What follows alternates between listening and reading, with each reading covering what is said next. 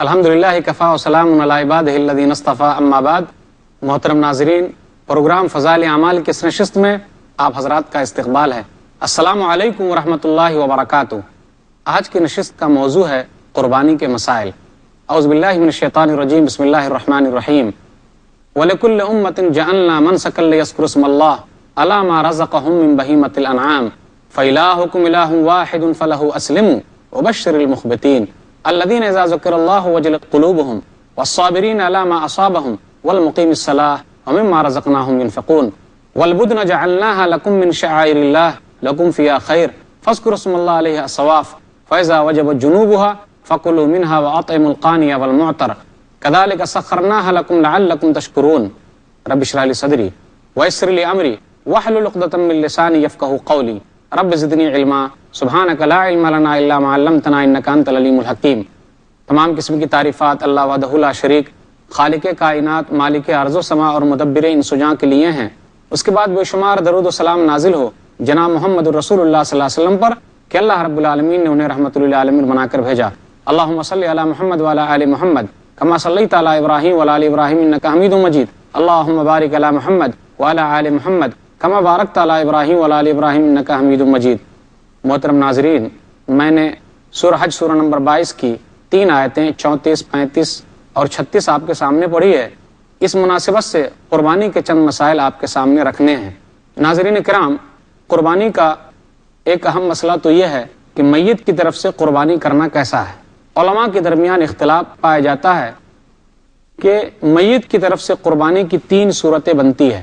مرنے والا اگر وصیت کر کے مرا ہے تو ضروری ہے کہ ہر سال اس کی طرف سے قربانی کی جائے، اس میں علماء کے درمیان کوئی اختلاف نہیں ہے۔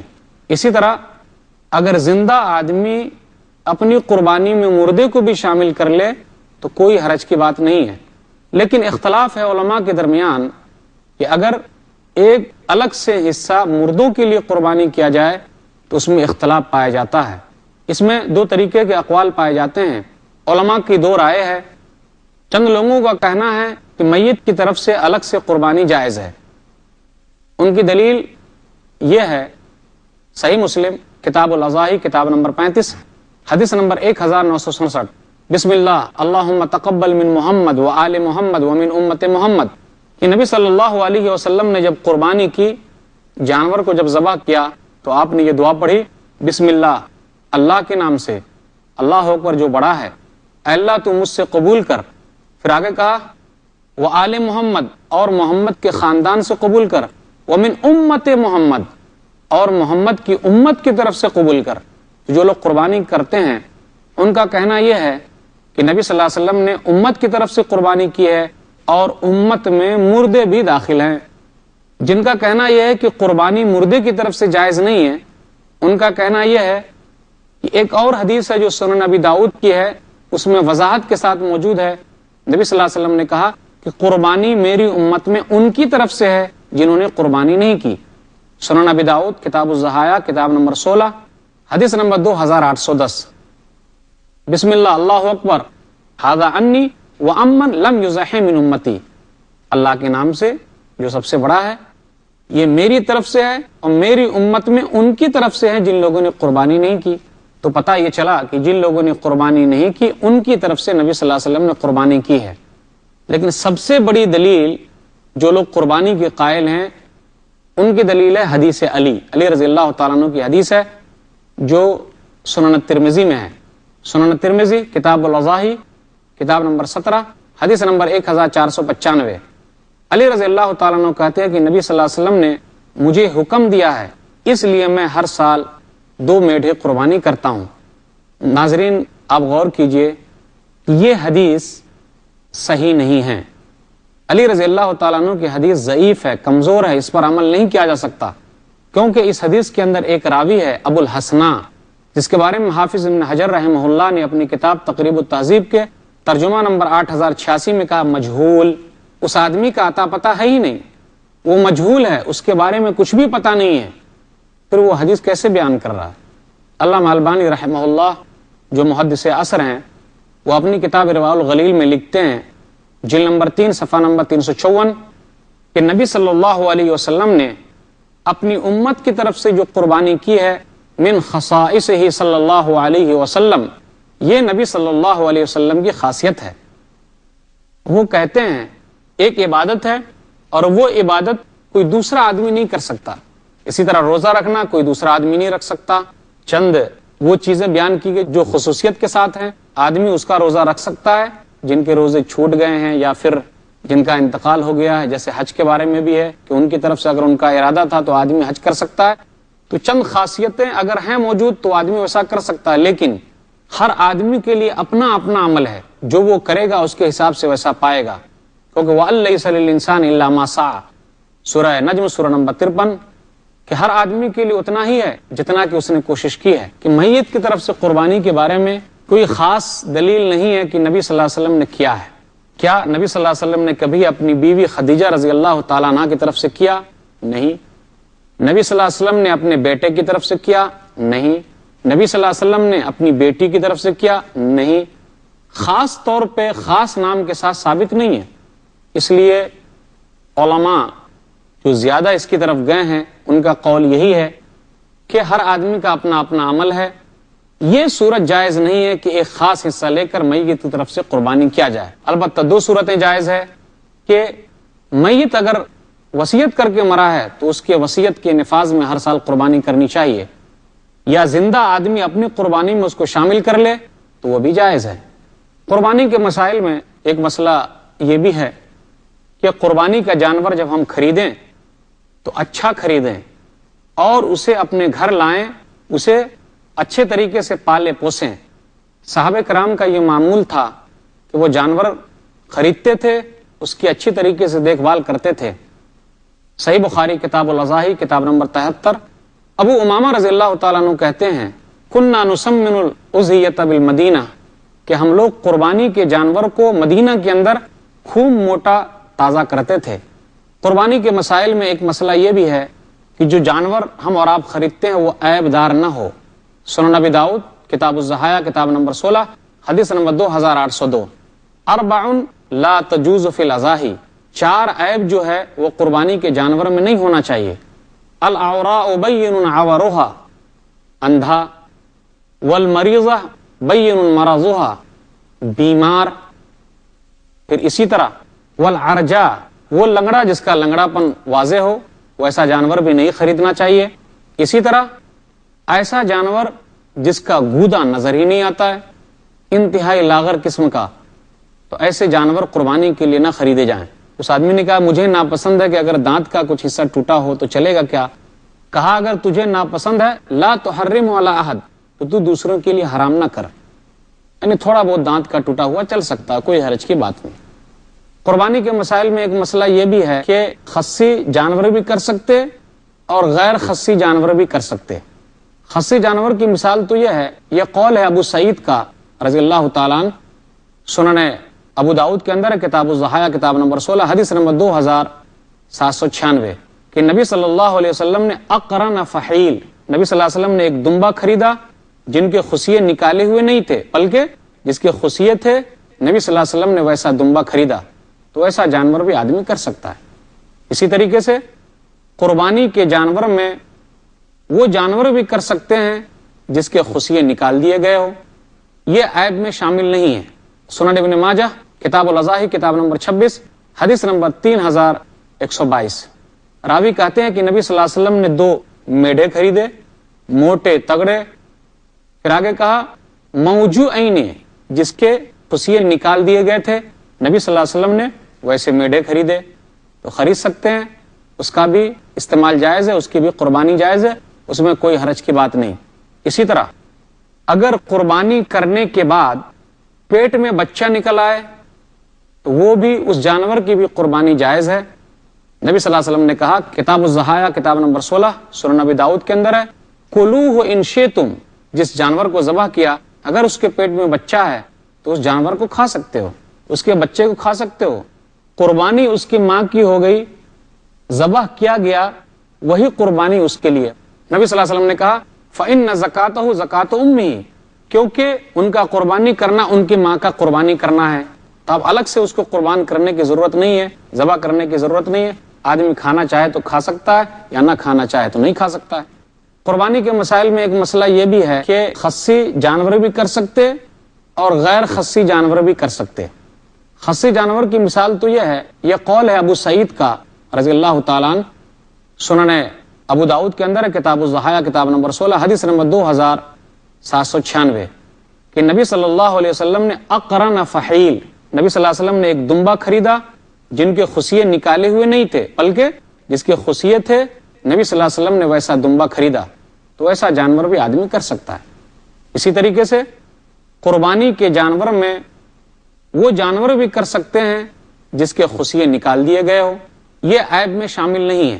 سنن ابن ماجہ کتاب الاضاحی کتاب نمبر 26 حدیث نمبر 3122، راوی کہتے ہیں کہ نبی صلی اللہ علیہ وسلم نے 2 میڑے خریدے، موٹے تگڑے، پھر آگے کہا موجوعین، جس کے خصیے نکال دیے گئے تھے، نبی صلی اللہ علیہ وسلم نے ویسے میڑے خریدے. تو خرید سکتے ہیں، اس کا بھی استعمال جائز ہے، اس کی بھی قربانی جائز ہے، اس میں کوئی حرج کی بات نہیں. اسی طرح اگر قربانی کرنے کے بعد پیٹ میں بچہ نکل آئے تو وہ بھی اس جانور کی بھی قربانی جائز ہے. نبی صلی اللہ علیہ وسلم نے کہا، کتاب الضحایا کتاب نمبر 16 سنن ابی داؤد کے اندر ہے، کلوہ ان شئتم، جس جانور کو ذبح کیا اگر اس کے پیٹ میں بچہ ہے تو اس جانور کو کھا سکتے ہو، اس کے بچے کو کھا سکتے ہو. قربانی اس کی ماں کی ہو گئی، ذبح کیا گیا وہی قربانی اس کے لیے. نبی صلی اللہ علیہ وسلم نے کہا فإن زکاتہ زکات امہ، کیونکہ ان کا قربانی کرنا ان کی ماں کا قربانی کرنا ہے. تو اب الگ سے اس کو قربان کرنے کی ضرورت نہیں ہے، ذبح کرنے کی ضرورت نہیں ہے. آدمی کھانا چاہے تو کھا سکتا ہے یا نہ کھانا چاہے تو نہیں کھا سکتا ہے. اسی طرح قربانی کے جانور 2 دانت والا ہونا چاہیے. صحیح مسلم کتاب الاضاحی کتاب نمبر 35 حدیث نمبر 1963، لا تذبحوا الا مسنۃ الا ان یعصر علیکم فتذبحوا جزعۃ من الظعن. نبی صلی اللہ علیہ وسلم نے کہا کہ 2 دانت والے جانور ذبح کرو، لیکن اگر تنگی آ جائے تو 1 سال کا بھیڑ کا بچہ بھی کر سکتے ہو. کچھ علماء نے یہ بھی کہا ہے کہ اونٹ 4 سال کا ہو جائے، 5 سال میں داخل ہو جائے، بیل گائے وغیرہ 2 سال کے ہو جائے، 3 سال میں داخل ہو جائے، بکری وغیرہ 1 سال کے ہو کر 2 سال میں داخل ہو جائے، لیکن اہم ہے کہ 2 دانت والا ہونا چاہیے. صرف بھیڑ کا بچہ یہ خاص ہے 6 مہینے کا بھی چل سکتا ہے.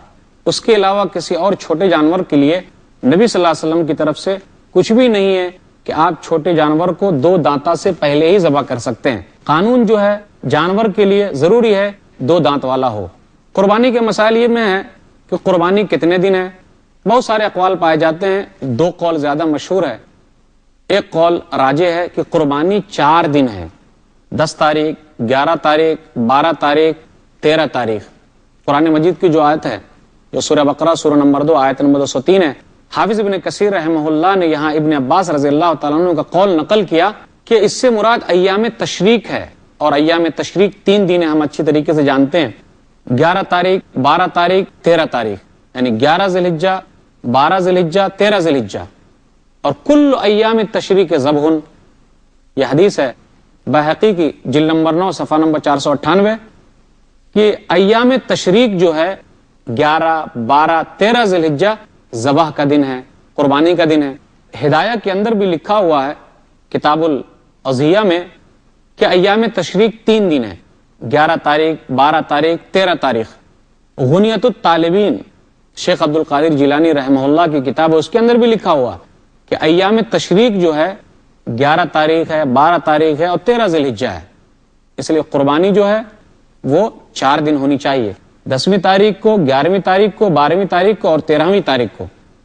کچھ لوگ کہتے ہیں کہ قربانی جو ہے وہ 3 دن ہے، 10 تاریخ، 11 تاریخ اور 12 تاریخ. اس میں عبداللہ بن عمر کا قول نقل کرتے ہیں جو معطا کے اندر ہے، لیکن حافظ ابن کثیر رحمہ اللہ نے کہا کہ راجح قول یہ ہے جو انہوں نے تفسیر میں بیان کیا، جو تفسیر سورہ بقرہ سورہ نمبر 2 آیت نمبر 203 کے تحت ہے کہ 4 دن قربانی کے ہیں. قربانی کے مسائل میں یہ مسئلہ بھی ہے کہ قربانی کے جانور میں کتنے لوگ شریک ہو سکتے ہیں. قربانی کا جانور اگر ہمارے پاس اونٹ ہے تو اس میں 7 آدمی شریک ہو سکتے ہیں. اسی طرح بیل میں 7 آدمی شریک ہو سکتے ہیں، گائے میں 7 آدمی شریک ہو سکتے ہیں. قربانی کا جانور بہیمت الانام ہونا چاہیے. اونٹ ہے، گائے ہے، بھیڑ ہے، دمبا ہے، بکرا ہے، بکری ہے، آپ ہرن کی قربانی نہیں کر سکتے، مرغی کی قربانی نہیں کر سکتے، انڈے کو قربانی کے طور پر نہیں دے سکتے۔ صحیح مسلم کی حدیث ہے، کتاب الحج، کتاب نمبر 15، راوی نے بیان کیا کہ ہم لوگ نبی صلی اللہ علیہ وسلم کے ساتھ تھے تو ہم لوگ اونٹ کے اندر 7 آدمی شریک ہوئے۔ پھر اسی طرح سنن ابن ماجہ کی ایک حدیث ہے جس کے اندر یہ ذکر ہے کہ اونٹ میں 10 آدمی بھی شریک ہو سکتے ہیں، حدیث نمبر 3131، کہ آدمی اونٹ کے اندر 10 آدمی بھی شریک ہونا چاہے تو ہو سکتے ہیں، کوئی حرج کی بات نہیں۔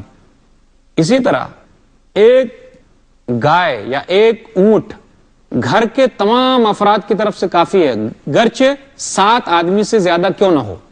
صحیح بخاری کی حدیث ہے، حدیث نمبر 5559، کتاب الاضاحی، کتاب نمبر 73، کہ نبی صلی اللہ علیہ وسلم نے اپنی عورتوں کی طرف سے ایک گائے قربانی کی، تو نبی صلی اللہ علیہ وسلم کے گھر میں 7 لوگوں سے زیادہ لوگ تھے۔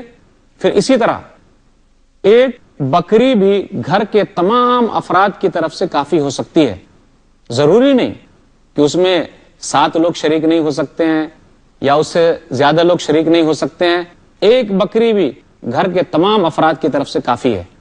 سنن ترمذی، کتاب الاضاحی، کتاب نمبر 17، حدیث نمبر 1505، ابو ایوب انصاری رضی اللہ تعالیٰ عنہ نے کہا کہ ہم لوگ اپنے دور میں اپنے گھر والے کی طرف سے ایک بکری قربانی کرتے تھے، دیکھو آج لوگ فخر کرنے کے لیے کتنی زیادہ قربانی کر رہے ہیں، یعنی ایک بکری بھی ہمارے گھر والوں کی طرف سے کافی ہوتی تھی۔ تو شراکت کے تعلق سے، حصے داری کے تعلق سے یہ چیزیں ہیں، ایک جانور گھر کے تمام افراد کی طرف سے کافی ہے، ایک بڑے جانور میں 7 آدمی شریک ہو سکتے ہیں، ایک بڑے جانور میں 10 آدمی بھی شریک ہو سکتے ہیں۔ یہاں میں واضح کر دینا چاہتا ہوں، ہمارے درمیان بہت سارے لوگ ایسے بھی پائے جاتے ہیں جو قربانی کے حصے میں عقیقہ کرتے ہیں۔ یاد رکھیے، عقیقہ ایک الگ چیز ہے، قربانی ایک الگ چیز ہے۔ قربانی کب کی جاتی ہے؟ بقرعید کے موقع سے۔ عقیقہ کب کیا جاتا ہے؟ جب بچہ پیدا ہو تو 7ویں دن۔ اور عقیقہ کے اندر پورا جانور کرنا چاہیے، یعنی پورا کا پورا جانور دینا ہے۔ بقرعید کے حصے میں عقیقہ نہیں کیا جا سکتا۔ عقیقہ کا حصہ اور عقیقہ کی جو مناسبت ہے وہ بچہ پیدا ہونے کے 7ویں دن ہے۔ قربانی کے مسائل میں یہ ہے، جب جانور ہم ذبح کرنے چلیں تو اپنے چھری وغیرہ کو تیز کر لیں۔ نبی صلی اللہ علیہ وسلم نے کیا کہا؟ صحیح مسلم کی حدیث ہے 1955، اذا قتلتم فاحسنوا القتلۃ، کہ جب تم قتل کرو تو اچھی طرح قتل کرو، واذا ذبحتم فاحسنوا الذبح، اور جب تم ذبح کرو تو اچھی طریقے سے ذبح کرو، ولیحد احدکم شفرتہ فلیرح ذبیحتہ، جب تم میں کا کوئی آدمی ذبح کرنے کے لیے اٹھے تو اسے چاہیے کہ اپنی چھری کو تیز کر لے۔ نبی صلی اللہ علیہ وسلم نے مائی عائشہ سے کہا تھا، جو صحیح مسلم کی حدیث ہے، حدیث نمبر 1967، اشحذیھا بحجر، اے عائشہ اس چھری کو پتھر پر تیز کر لو۔ اسی طرح قربانی کے مسائل میں یہ بھی ہے کہ ہم جانور کو اچھی طریقے سے لٹائیں، چھری کو تیز کر لیں۔ جانور کے کاٹنے کے لیے عورتوں سے بھی کہہ سکتا ہے کہ وہ جانور کو کاٹے، اس میں حصہ بٹائے۔ ابو موسیٰ اشعری رضی اللہ تعالیٰ عنہ اپنی بیٹیوں سے کہا کرتے تھے کہ تم بھی قربانی کرنے میں شامل ہو جاؤ۔ لوگ اعتراض کرتے ہیں کہ جی یہ لوگ قربانی کرتے ہیں اور جانور کو اس طریقے سے ذبح کر کر کے تڑپاتے ہیں۔ یاد رکھیے، اسلام کا یہ دیا ہوا طریقہ سب سے اچھا طریقہ ہے، کیونکہ اس سے جسم کا پورا خون باہر نکل جاتا ہے۔ جو لوگ ایک ہی طریقے سے پورا جسم کو الگ کر دیتے ہیں تو خون تو اندر ہی رہ جاتا ہے، باہر خون نہیں نکلتا، تو یہ گوشت نقصان دہ ہے، اور خون جو ہے بیکٹیریا پیدا کرتا ہے، بیماری پیدا کرتا ہے، جراثیم پیدا کرتا ہے۔